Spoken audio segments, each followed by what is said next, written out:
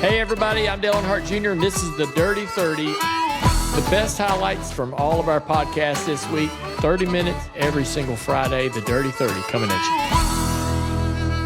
you. Let's get right to it.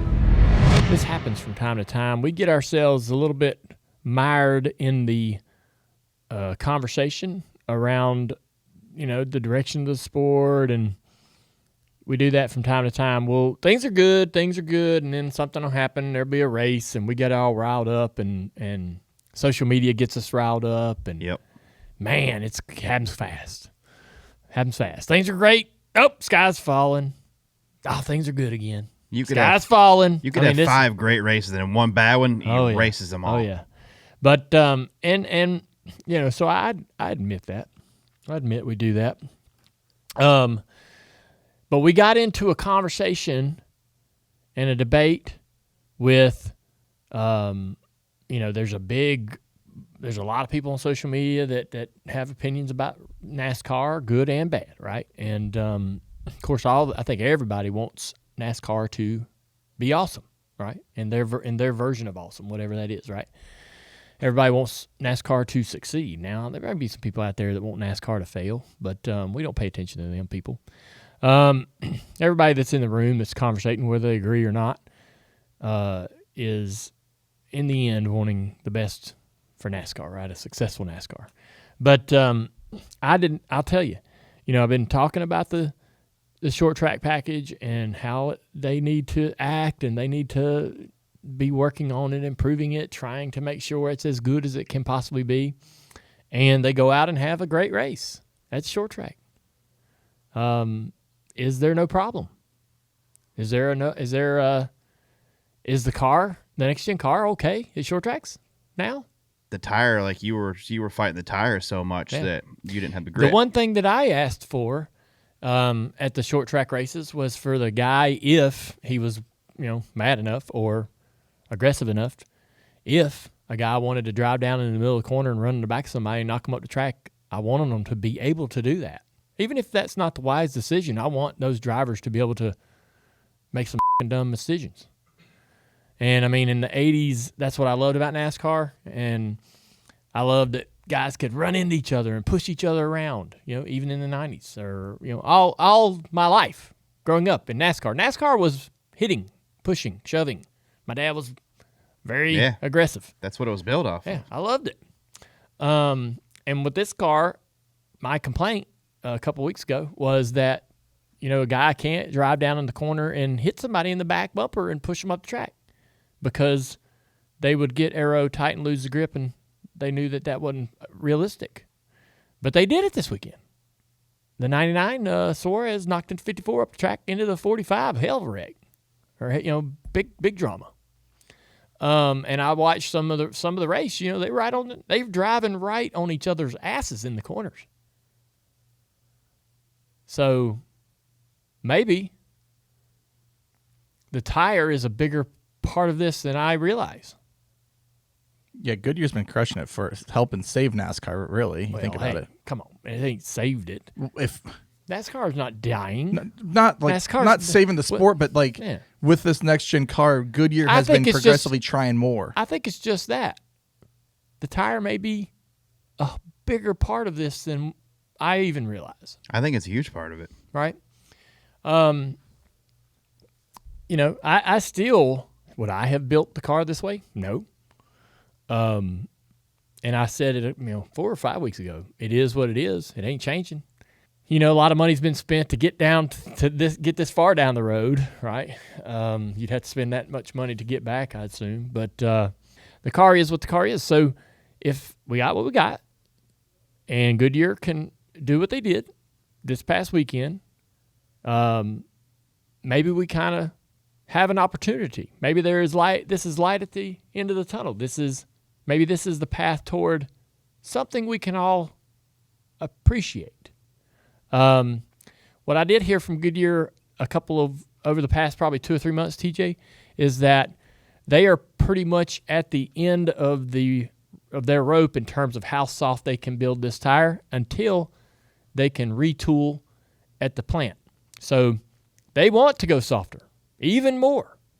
at a lot of, in a lot of opportunities throughout the season, they can get softer, but they need to be able to change the tooling at the plant on how they build the tire to be able to actually make it softer. So like they have exhausted themselves to be able to do what they did and provide us what they did this weekend, which I appreciate. They should be applauded. Good job, Goodyear. And they want to go softer and try to get more aggressive, but it's going to be it's going to take some time to be able to get what they need in their plant to be able to do it. That's at least what I was told. And that might be the tools to actually make the tire or actually the materials that the tire is made of. But either way, they intend to continue to travel further down this path. So I'll give credit where credit's due, man. Apparently, this one did really good on the Gluck Good Race poll. I think 83, 86%. Second overall Richmond since the poll's been taken. Some like that. So anyways, either way, great race. And so, yeah, maybe the car really looks bad and frustrating when the tire is hard and not and not allowing the drivers to really do what they need to do. And what other races are we gonna get this tire from? Because I think that'll help other future races too. Like, isn't New Hampshire getting the same tire? Look, I think going softer is great, and Goodyear needs to keep doing it, and I think it's going to help us at a lot of racetracks. Awesome, but I couldn't tell you what to expect when we go to these races with this tire. Because the temperature seems to matter a lot. Honestly, when it's colder, it seems to do odd things, right? Like it did at Bristol that day. I would have never assumed the cold temperature would have increased tire wear, but what happened is when it's cold, the track don't rubber in, the track don't adhere to the rubber, and so it just stays green. The track, for the most part, stays very green and very abrasive, and so it just continues to wear every tire you put on it. And when the track is hot, for example, like the summer race at Dover, it rubbers the track in, gets really dark, and tire wear is bad until the track's rubbered in. When the track rubbers in, tire wear or tire durability improves. You don't have tire wear as severely throughout the day. Is that something the teams can manage? Like, is that something you just say, hey, this is a soft... Control the weather. That's what I'm saying, though. Is that something like, hey, where Goodyear doesn't have to say, we got to bring a hard tire here in case it gets cold. Yeah. You know what I mean? Like, is it something where, hey, this is a soft tire, manage it correctly? If I was Goodyear, I'd be like, here's a tire, hope it lasts. Yeah, make it work. Yeah, it's on you teams. Yeah, figure it out. I'm in agreement with that, for sure. I was not expecting the race to be as good as it was. I guess I'll eat a little bit of crow. My NASCAR that I love, everybody's is different. The NASCAR that I love tire marks, donuts on the side of each other's cars. I loved walking into the shop and seeing, all right, if there's donuts on the right side, we're passing people. If there's donuts on the left side, we must have been getting passed. I love looking at a car and seeing the scrapes, the marks, the story. The fact that you could get to them points and have that. Yeah, and man, the way the car has been racing, it's been tough for the drivers to be able to, be aggressive with each other. Now it's a tough little race car, and when they can, they beat out of each other. They do, yeah. One thing that I could see differently in this race is you could see the guys fighting the handling on the exit of the corner. Like they could spin the tires. See the car bobbling. You could see the car, and I went back and I was watching some in-cars, and I listened to Bowman's. I was watching Bowman's in-car, and man, off of 4 a couple times, I mean, he was like, whoa, like how it used to be, where if you just leaned into the throttle a little bit too much, it stepped out. Oh, yeah. And I love to hear that and see it. Yeah, I mean, making the cars harder to drive and more out of the racetrack at a place like Richmond or any of the short tracks is going to be beneficial. Tell me about the plane story. Flying with, I guess, Mark Martin in his plane. And there was a bit of a close call. Well, when you said plane, I don't know. I had so many of them. Really? Well, kind of. DK Ulrich, we're up there flying on our landing gear, ain't falling down, and this and that. One time the motor half quit. But this one here, we had a plane full, and we're going to Talladega to test. Jimmy Fenning's on board, and everybody, Mark was going to meet us there. So we took off out of Greensboro, I believe, with everybody, and it was foggy, kind of rainy down there in Talladega. And we made an approach coming in to land. It was Mark's pilot, actually, and we had a rental plane. It was a King Air, and we started to land, and I'm kind of wondering, I heard the alarm go off, it's like 200 feet or whatever. I just still can't see anything. I said, this ain't right. Right. So at the last minute, I looked out the window, we started hearing some bang, bang, bang, bang, bang. It was treetops. Damn it. Yeah. We were hitting the tree tops of the trees, the wings and everything. Luckily, Captain Ron, as we call him, throttled up real hard, pulled us up out of there. Or else we were like way off the runway landing. We were in the trees. Damn it. So, oh man, that was close. So you made another approach and finally got in there? No, we went to Birmingham. We went, there was an ILS there and stuff. There was damage to the plane? Yes, there was damage to the plane. We couldn't fly it anymore. The FAA had to come out. I mean, there were sticks stuck in the oil coolers in the front. Oh, yeah, there was. That's as close as you're going to get. Oh, yeah. Yeah, Jimmy Fenning, I could see his eyes were about big as saucers, too. I've had some pretty bad experiences with planes, and I can imagine, knowing sort of the cowboy style of some of the pilots that we had back then, and we were all in those King Airs and just not really, to your point, like, you didn't, you'd take off and be like, yeah, we should be good. The ceiling's a little low where we're going to land, and you get there and you're like, it's really low. Oh, yeah. And you would be like, 300 feet, that's not a problem. And you'd get there and it's like 150 feet. Well, it's changed a little bit. We're still going to try to get in there. That was the scariest and closest to death I think we've all been. Yeah. But there was another time flying with Mark Martin back when he was living in Florida, got his own plane, and I traveled with him back and forth to the racetrack. I think he was, I'm not sure if it was the King Air or his jet, but he had his pilot with him. No, it was the King Air because he flew left seat. Mark was starting to learn how to fly. Yeah. So I get on board, and I'm sitting in the back, and I look, and all of a sudden Mark's in the left seat. And I'm like, oh, he's captain. He's flying this thing tonight. I'm like, oh. So we get going, and the day was fine. There was no storm, no nothing. But we took off, and we got up, and we started getting pretty heavy clouds. So I see Mark struggling, and all of a sudden I see him go, lift off his hands off the thing, goes, I can't do it. Take over. He got disoriented. He wasn't used to the instruments and stuff or whatever. I'm like, oh, geez. Yeah. Yeah, you would have a lot of success. Your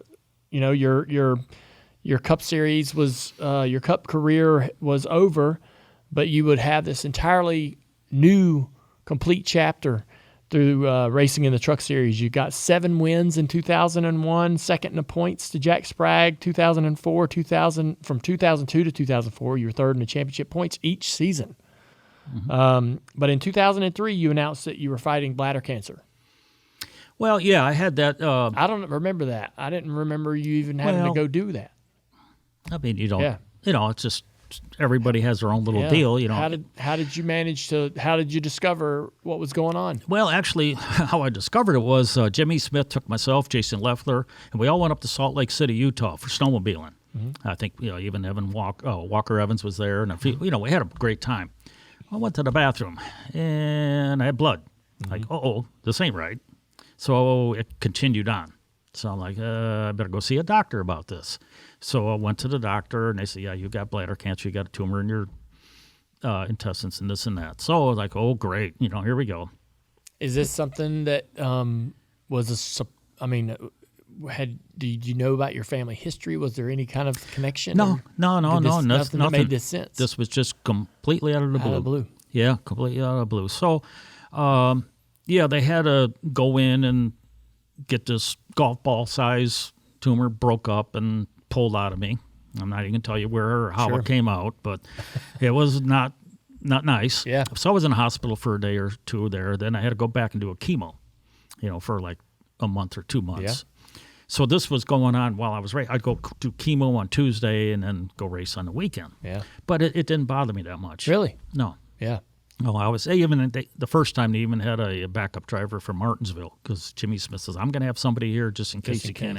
Well, it was fine. I think it was the best Martinsville race I ever ran. So you got the cancer taken care of, and that's a. Well, here's the thing. I was going back for my last treatment, Dr. Cass here in Mooresville. Yeah. I was going back to his practice for the last treatment. I went there and the place was closed up. I'm like, what the heck happened here? He was killed. He was health nut, running a bicycle all the time. Yeah. Got hit. Oh, yeah. So I never got my last treatment, and then to find out if everything's okay. So I'm like, I hope it's okay. And yeah. You have no idea. That hadn't bothered you? No. I never go see a doctor. I don't have a doctor. I never go doctor. I don't take, if I get a headache, I don't take aspirin. I don't take anything. Really? Hey, foot to the floor till it's done. That's crazy. I guess it got taken care of. Yeah, I guess so. Yeah. Thank goodness. Yeah, no kidding. There was a controversial finish to the 2003 championship, and I was really surprised at your ability to put this behind you. You were penalized in the very last race for passing to the left on a restart, and scored last on the lead lap. There was a lap truck in front of you that that NASCAR deemed that you'd moved left to pass, and you lost the championship to Travis Quapple. Mm-hmm. Me and Travis are good friends. His sons race my late models, doing good. My Xfinity car. Real good. Yeah, great kids. Y'all waited 10 minutes. The whole field, whole series waited 10 minutes after the race to find out what NASCAR was going to do, and they decided that they would uphold the penalty. And you were scored. If you had not been penalized, you win the championship. The penalty would cost you the championship. Well, here's how it is, and you well know too, because you raced it on there at Homestead. And late day, looking on the front straightaway, that sun is right in your eyes. Face, you can't see nothing. Mm-hmm. It was the last caution of the day, like 5 laps to go, or even less, maybe 3. So I'm lined up, and I'm right behind Mike Bliss, which was the second team truck for IWX. And Travis Quapple. He brought another, Mike Bliss is driving it. So I'm lined up right behind him. And I've got to pass him and I think one other truck to win the championship, no matter whatever happens to everything else. Yeah. So I'm right behind him. We're going on the front stretch. You get the green, and you can't see the flag man because it's just sun's in your eyes. I just listened to Spotter, and Spotter said, green, green, green. I took off, and next thing I know, everybody lurched forward and then locked it up. There was a stack up. So instead of running in the back of Bliss, because he locked it up pretty good, I moved to the left real quick to avoid him. Because if I hit, I would have knocked the radiator out, have been done. So I jumped to the left, passed him, and everybody was so slow, I kind of kept going and blending in line. So it took like a lap or so, and then I hear over the radio, Eddie Thrapp, my spotter, says, hey, you got to get back behind Bliss. I said, what do you mean you got to get back behind? Pass before, oh, man. So I'm looking, and he's quite a ways back. I figure if I let off and go all the way back there, there's no way I'm going to pass back all the way back up here. It was like the end of the race. It was like the last lap. I had no opportunity to really get back. But if I would have thought about it at the time, if I moved to the left, said, oh, wait a minute, that's a penalty to do this. Maybe I would have had time to do it. But you're thinking, okay, I got to pass you two. I got to get this somehow. Hey, it slipped on us. And so we had a boat trip yesterday. We've got the She Said No. It's a, for those that don't know, She Said No is a fiberglass hull, houseboat, 2002, Gibson, and it is in really good shape. And so pretty cool interior, top deck, all that. And I was looking at this thing on the internet. We were sitting on it yesterday on the lake, and I said, man, I cannot believe we're sitting on this boat after staring at it on the internet for like 6 months. She goes, more like a year. It was at least a year. We had discussed it. I talked you out of it. And then all of a sudden, it's in the driveway. Yeah. Lo and behold, it found you again. Yeah, it was weird how that happened. So I'm one of those kind of people that like to just look on Car Trader and just I'm not looking for anything. I'm just kind of curious as what's out there. And Boat Trader, RV, 4-wheeler, whatever, ATV. I'm trying to see what everybody's got and selling and all that stuff and what things are worth. I do that with houses, Zillow, all that stuff. So I saw this. I missed my old houseboat, but I didn't love it. I didn't love the interior of it, certain things about it, but I did miss having it. And we had a pontoon, had a lot of fun with that. But I wanted something to spend a night out on the boat, on the lake and stuff. So I thought one day maybe I might get a boat that we could sleep in. So I started looking at all kinds of boats and different things, and they're very expensive. But I saw this Gibson and looked at the other Gibsons and saw the price and thought it was good. I showed Amy, and I'm looking at this thing and looking at this thing and looking at it every couple of days. I look at it, and I'm like, oh, man, that thing does look good. I wonder what it smells like. I wonder does it smell okay? Does it smell bad? So it didn't smell good. Let's just say that. Anyways, I'm good. The boat's out of my life. I actually went back on the internet. It's gone. Must have sold. Really? The listing was gone. Somebody must have bought it, right? Mm-hmm. All right. That's probably better. Somebody else buy it. I'm glad it's disappeared. I didn't need that. I didn't need to do that. That's my, it's okay. And months go by. And my niece, Carson says, hey, boat you're looking at. I talked about it on our podcast. She says, the guy that has that boat still has it for sale. I was like, man, you can't be talking about the same boat. I mean, of all the boats out there, how do you know? How did this guy get back to you? And I was like, send me a picture of this damn boat you're talking about. And I'm expecting to get a photo and not be the boat and go, hey, it's not the boat. This guy don't know what he's talking about. Sure enough, sends a picture, and it's the picture. Wow. It's the boat. I'm like, all right, this is the universe. This is fate. It's a sign. It's a sign. It's calling me. The boat needs to be in my life. And so the boat needs me. The boat needs me. The boat needs me to fix it. So I made a long list of that I needed to know about this boat. Does it stink? Does this work? Does this work? Does this work? I don't want to buy a boat. I got to fix a couple certain things that were going to be really tough to fix. Yeah, major things. Long list. So I send Sonny and a boat expert, marina guy, out to Gatlinburg to look at it. Sonny gets on it, sends me videos. He's on it, riding on it. Tells me everything's fine. So we bought the boat. And it took a while to get it over here. It went to a marina and set in the yard, jacked up on stilts. And we worked on it and cleaned it and fixed a lot of things and put all new carpet in it. Got it ready. We furnished it.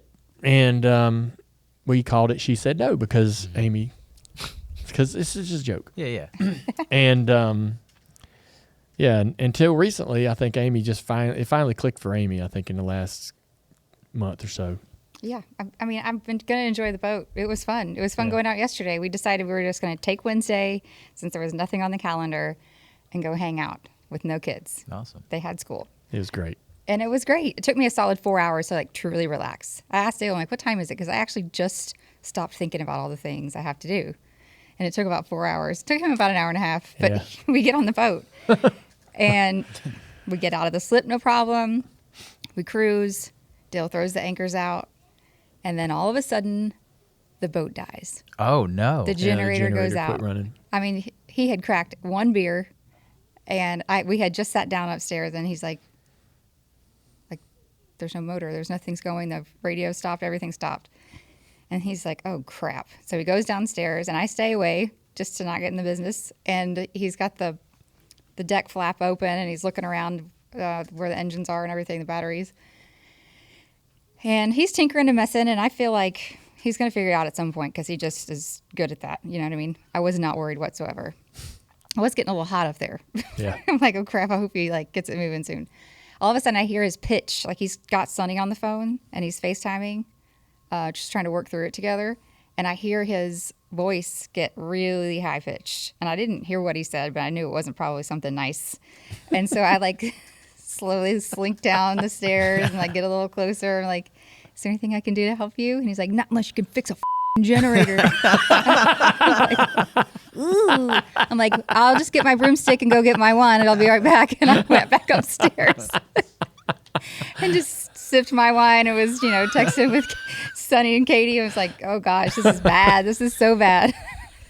He's laying on his belly with his hand in there, just pushing buttons and pulling on things. I'm sweating up a storm. Oh, he's red in the face. Because you got to get down in the engine compartment. We just ran the than things to get out in the water. And it's got a little water and sludge in the bottom. That's just part of it is what the it is. It's just part of it. So I'm like, oh no, he's gonna have to get down in that. The generator has the generator has the start switches on. It has a little starter box mounted at the top of the generator. And on that starter box is a couple of amps, and you can start the generator there, or you can actually go up to the front of the boat, and the exact same switches and system is up there as well. And one of those amps had kind of jarred itself loose. And so when I was trying, I don't know why the generator quit running, but maybe because if the amp comes out of that starter box, it just shuts the generator down. But I finally figured it out, and that little wouldn't stay screwed in there. It's spring loaded, and so I got a pair of pliers and finagled it around and got it to where it would lock in and stay, and cranked it up, and all was well. But it took me a while to figure out exactly why the generator had zero power. Like it didn't have a battery hooked up to the starter. It wouldn't turn over at all. It wouldn't mess. Starter wouldn't do shit. So I got really hot and mad about it. And I was sitting down there with Sonny, and I was like, it was like nothing ever works. Nothing ever works. And then I got upstairs after we got everything running, and I sat down, and she goes, yeah, I heard you getting upset. I said, yeah. I was like, you know what? I asked for this. I bought a 20-year-old. I bought a 25-year-old boat. I wanted it. I begged for it. I got it. And here it is, and this is what I get. It's going to have problems. It's never going to be perfect. It's going to have, there's going to be things that it doesn't do right or I couldn't believe he just got so mad. So I haven't seen him that mad in a really long time. It happened fast. Well, we had just sat down to relax. I try not to do this, but I had thought about going out on that boat for the last 24 hours. And you built it up in your mind? Yeah. And I'm like, man, this is going to be so much fun. Me and Amy by ourselves out on the lake. Mm-hmm. We're going to have 6 hours to just sit. And, man, we get out there, and I'm like, well, I guess we got to go back to the dock. I mean, I can't run the generator, can't run air conditioner, can't run nothing. This ain't going to be that comfortable, but... How would we have gotten back to the dock? Oh, the motors run fine. Oh. The boat would run. I thought we were going to have to swim home. Well, we could have, motored around on the lake, but, it would have been, we would have been able to be fine out there without the generator. But nothing you wouldn't have power to nothing. You wouldn't be able to. I gotcha. The refrigerator, right? All the refrigerator, all the food and all things would be so all the beer would be cold in the refrigerator. We had some ice on us, but we'd have figured it out. Yeah, it would have been fine. I wasn't nervous. I wasn't worried because he's always good at fixing things. I just knew he was going to figure it out. He came back upstairs like, I can't believe you got so mad about that. He's like, I just don't want to have to work on something every time we go somewhere. Everything's there's always something to fix. I was like, I know, but you're good. You can fix it. You fixed it. I can't believe you got so mad. He's like, you're just telling me that to make me feel better. I'm like, no, I'm not. I'm blowing smoke up your ass. But is it working? Because calm down. Check out Dirty Mo Media on Instagram, Facebook, X, and TikTok.